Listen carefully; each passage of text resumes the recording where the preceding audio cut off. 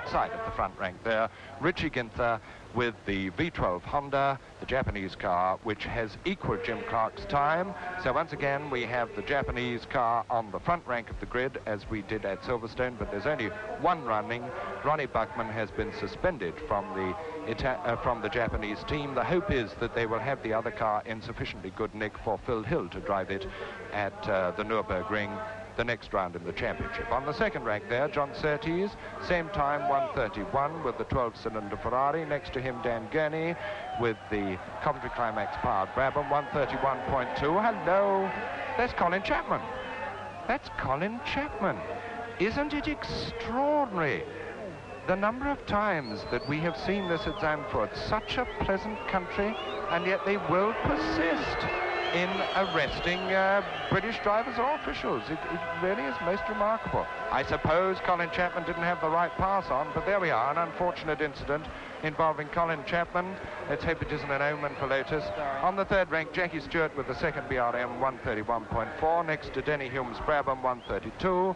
And on the outside of the third rank, Mike Spence with the second of the Lotuses, 1:32.2. Then comes Bruce McLaren with the Cooper, 1:32.6. Joe Siffert with Rob Walker's BRM powered Brabham, 1:32.9. Then Frank Gardner with the Wilmot Brabham, Lorenzo Bandini with the V8 Ferrari, Innes Ireland with the Reg Parnell Lotus BRM, and then on the next rank, Jochen Rindt with the second of the Coopers, 1:33.7. Joe Bonnier with the second of the Rob Walker cars, the Brabham Climax powered, and then on the rear rank, Bob Anderson with his privately entered Brabham Climax. Bob Anderson having been honored by the Grand Prix Drivers Association last night by being presented with the trophy for the best private driver, and alongside him Richard Atwood on the Lotus BRM. And now they're rolling forward from the dummy grid with 30 seconds to go, and the dummy grid, as you can see, is rather further back from the pucker grid than is contemporary practice. So there's the white car on the outside, Richie Ginther with the Honda, Jim Clark in the center with the Lotus, and Graham Hill with the BRM on the inside.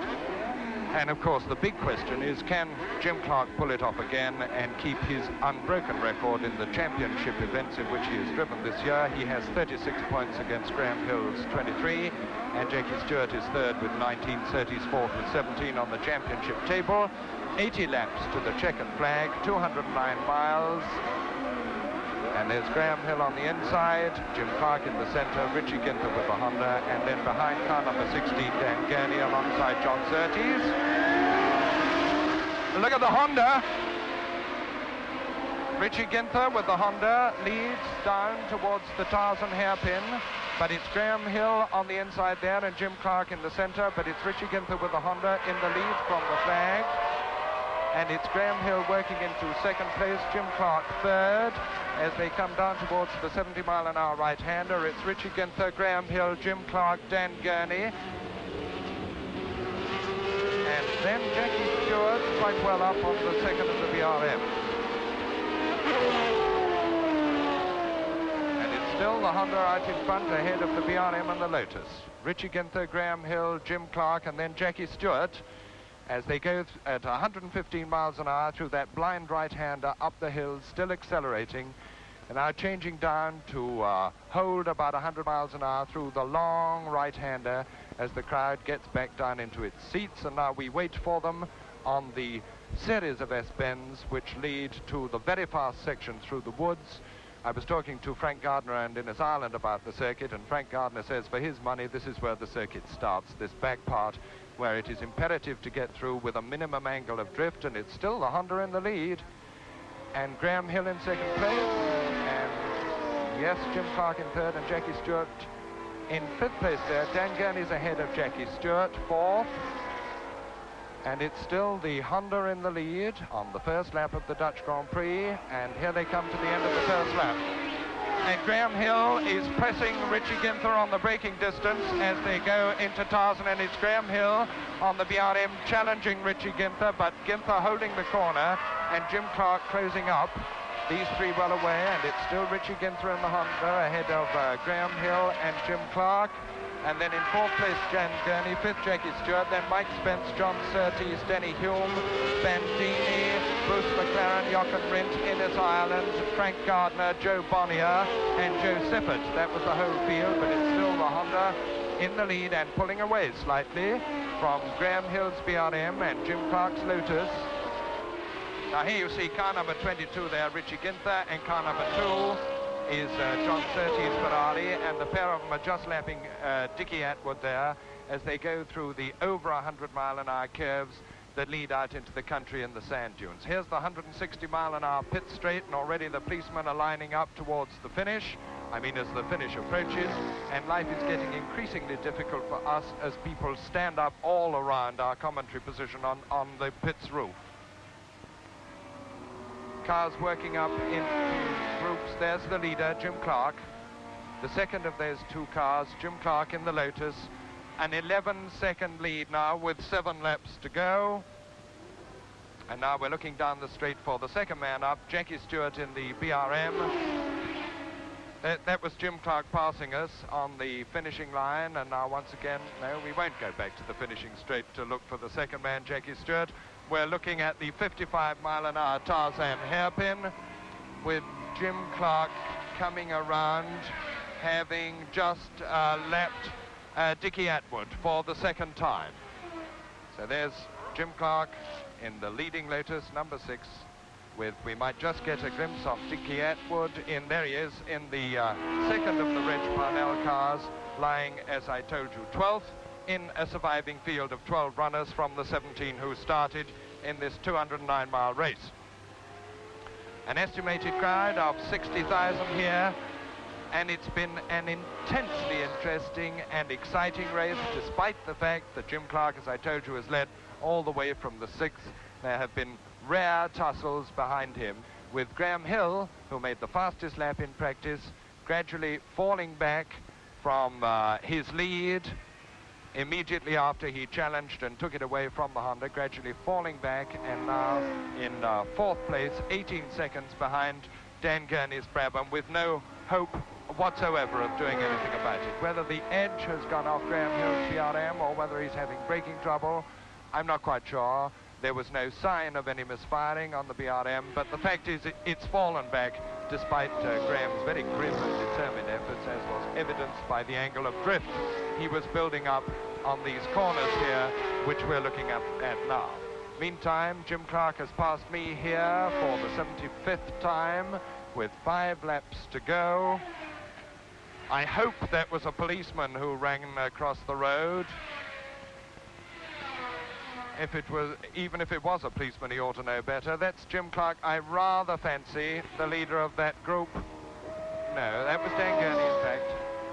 That was Dan Gurney going through. And the other 2 cars immediately behind there must have been Mike Spence just ahead of Bandini. That's right, that's what that would have been, the position, the battle for 8th and 9th positions between the second of the Lotuses and the second of the Ferraris. Graham Hill passing me now, having just lapped Surtees and Ginther. So the field is well spread out, and I fancy that our Dutch producer is having rather serious camera trouble in view of the fact that he's hanging on to this delightful but nonetheless extremely empty piece of road.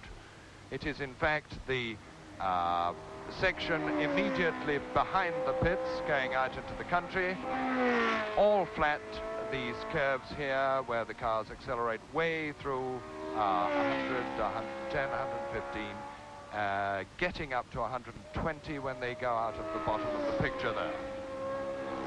Car number 14 is Denny Hume, who is in 5th position, but too far behind Graham Hill to be able to challenge him. A long way, more than half a lap, but now on the pit straight here. That's Jackie Stewart in 2nd place.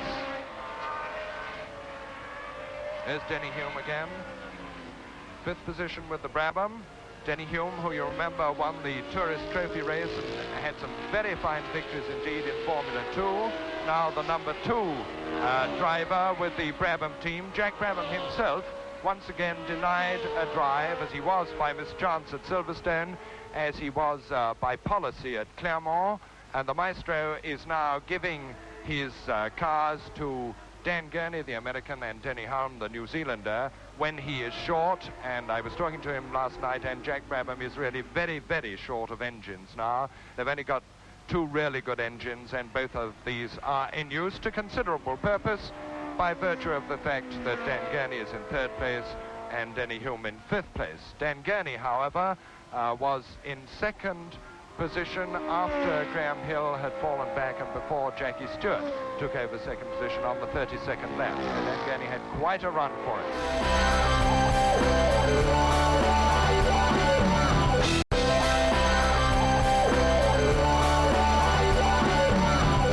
There's Frank Gardner going through just ahead of the leader. Jim Clark lapping Frank Gardner now on the outside there in the Tarzan hairpin, which he goes through at about 55 miles an hour, having completed 77 of the 80 laps. So it's 7.8 miles to go to the checkered flag and another victory for the brilliant Clark. And if Jimmy can pull this one off, completing his record of having won all the world champion races in which he's competed this year. You remember he declined Monaco in preference for his victory at Indianapolis.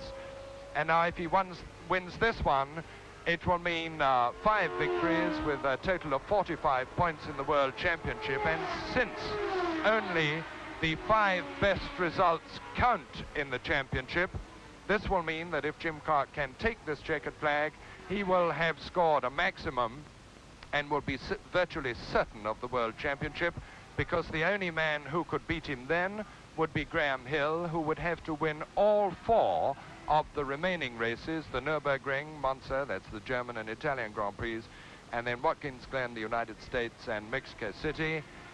If Graham could win all those, and Jimmy didn't finish in any of those, then Graham could beat him. But this, of course, is immensely improbable, and it looks very, very much as if Jim Clark in the Lotus is on his way to clinching the World Championship for the 2nd time, of course. There he goes, completing his 78th lap now, 2 to go, and you can see how far ahead he has got of Frank Gardner and the Wilmot-entered Brabham on that lap. And there is Jackie Stewart just passing me there. The interval still very nearly 10 seconds. And Jim Clark, of course, is perfectly well aware of that. He's been given his pit signal. He knows exactly what the form is. And another thing to remember about him is that he is on the 2nd string car, the interval precisely 10 seconds. I just clicked my stopwatch there. Jim Clark is on the 2nd of the works cars, the one which Mike Spence drove at Silverstone last week. His own number 1 car having blown up the 4-valve engine in practice.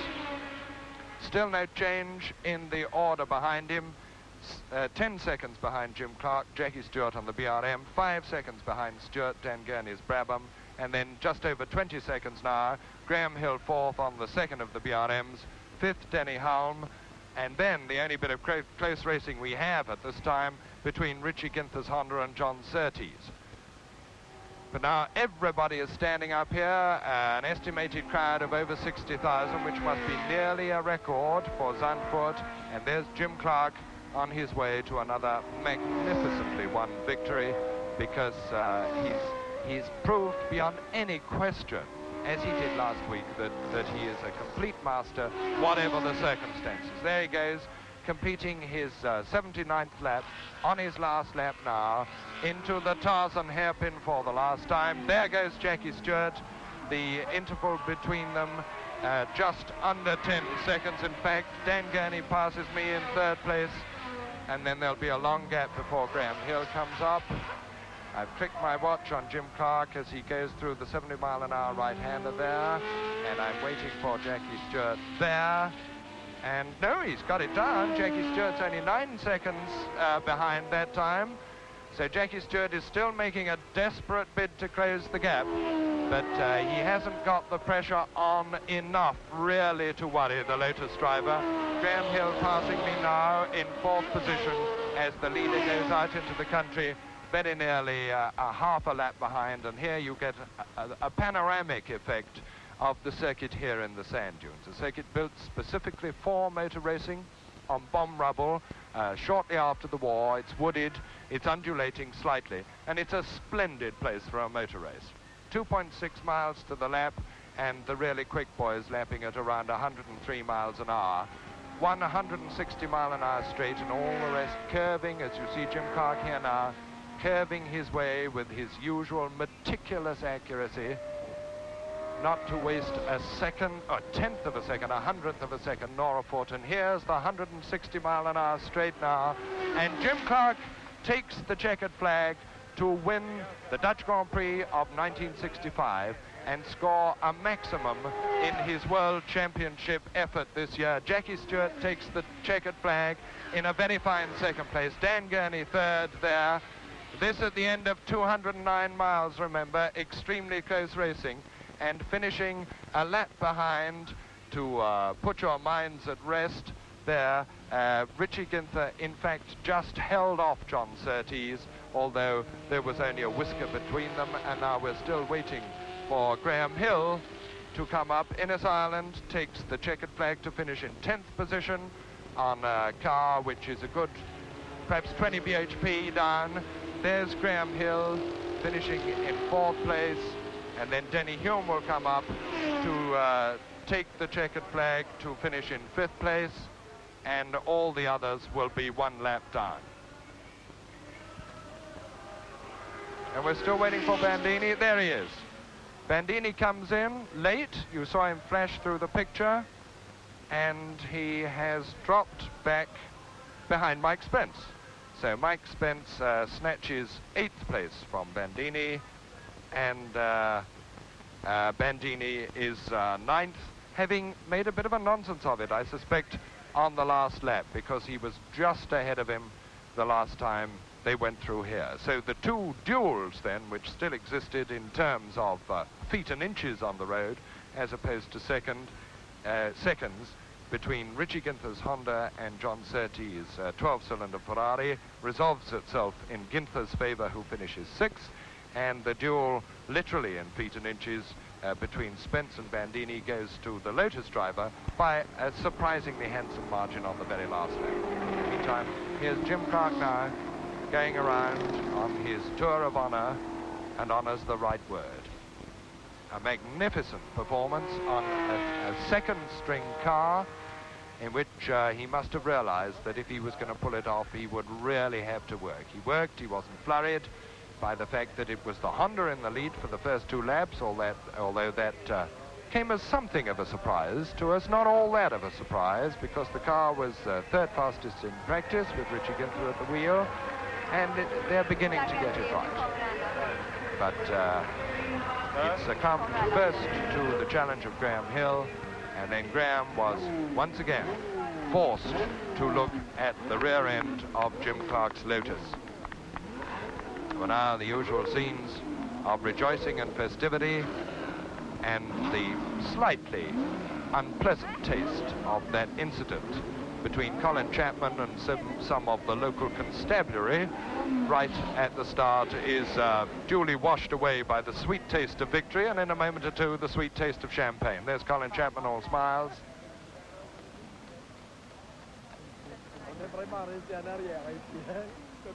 Well, pictures which need absolutely no comment whatsoever. Oh, and now you hear the crowd cheering, not for the victor, but because a couple of the mounted policemen, which are very much a part of the scene here at Zandvoort, have gone off down the circuit at full gallop because there's some people climbing over the fences. Jim Clark then, in his moment of victory at Zandvoort, which I think I am pretty safe in saying is his moment of victory for the World Championship of 1965. 5 races, 5 wins, a total of 45 marks, but then remember that only the 5 best performances count. 4 races to go. As I told you again, Graham Hill would have to win all those 4, and Jimmy would not have to figure in them for Graham to wrest the World Championship for him, even in this 11th hour, well, 11 3/4 hour. On the other hand, last year, of course, John Surtees came forward to win the World Championship very late on with his victory at the German Grand Prix, but Surtees this time is pretty well outclassed. He's 4th in the championship at this time, but now we can quickly tot up the score. Jim Clark 45 points. Second, Jackie Stewart with 6 to add to his 19, making him 25 points. Third was Dan Gurney, but he's only got 1, so he gets 5. Now Graham Hill, finishing 4th, gets 3 points, making him 26. So on total score, he is still just ahead of his teammate Jackie Stewart and second in the World Championship.